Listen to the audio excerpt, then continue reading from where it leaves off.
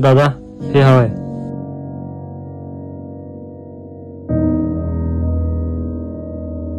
हा ठीक आहे. प्रिस्क्रिप्शन तर नाहीये, पण मला हे हवंय. बाई काय होते काय.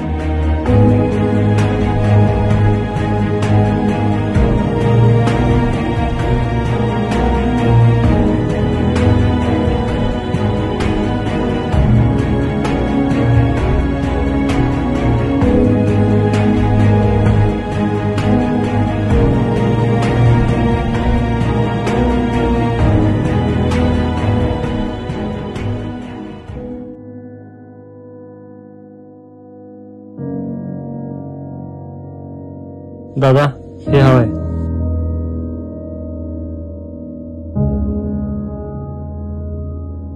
हा ठीक आहे.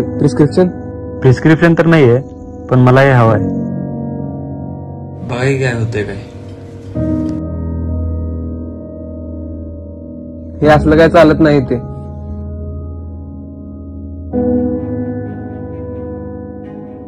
काय हो, काय म्हणतोय आमचा मुलगा? तो ज्या ड्रगची मागणी करतोय ना, त्याचे परिणाम खूपच घातक आहे आणि तो त्या ड्रगच्या आहारी पण जाऊ शकतो. अहो मारू नका, आपण त्याला समजावूया. काय काय समजवणार आहे तुम्ही याला? या ड्रगच्या सेवनामुळे याचे अवयव निकामी होण्यास सुरुवात होते व त्याचे शारीरिक नुकसान पण होते.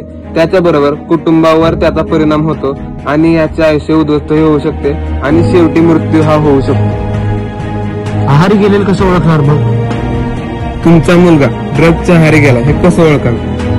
जर तो ड्रगच्या आहारी गेला असेल तर त्याचे डोळे लालसर व जड होतात, त्याच्या शरीरात आणि कपड्याचा दुर्गंध येतो, झोपण्याच्या वेळी बदलतात, रात्री जागतात व तो एकलकोंडा राहतो, त्याच्या स्वभावात चिडचिडेपणा येतो आणि त्याचा कॉन्फिडन्स कमी होतो. याच्यावर उपाय काय आहे मग? अशा ड्रगच्या आहारी गेलेल्या मुलांना आपण काउन्सिलरकडे नेलं पाहिजे. तसेच यांना पुनर्वसन केंद्रात देखील दाखल केलं पाहिजे. त्या मुलांच्या पालकांनी त्यांच्यासोबत मित्रांसारखे संबंध ठेवले पाहिजेत व वेळप्रसंगी त्यांच्यावर वैद्यकीय उपचार सुद्धा केले पाहिजेत. शहरी गेलेल्या मुलांसाठी गव्हर्नमेंटने नशामुक्त भारत अभियान राबवलेले आहे. 43 लाख मुलांना याचा फायदा झालेला आहे. त्यांचे आयुष्य पूर्ववत झालेले आहे. तुमचे आभार कोणत्या शब्दात मानू हे मला कळतच नाहीये. तुम्ही माझ्या मुलाचे आयुष्य उद्ध्वस्त होण्यापासून वाचवले. तुमच्यासारख्या फार्मासिस्टची आपल्याला आज गरज आहे, ते तुम्ही आज सिद्ध करू.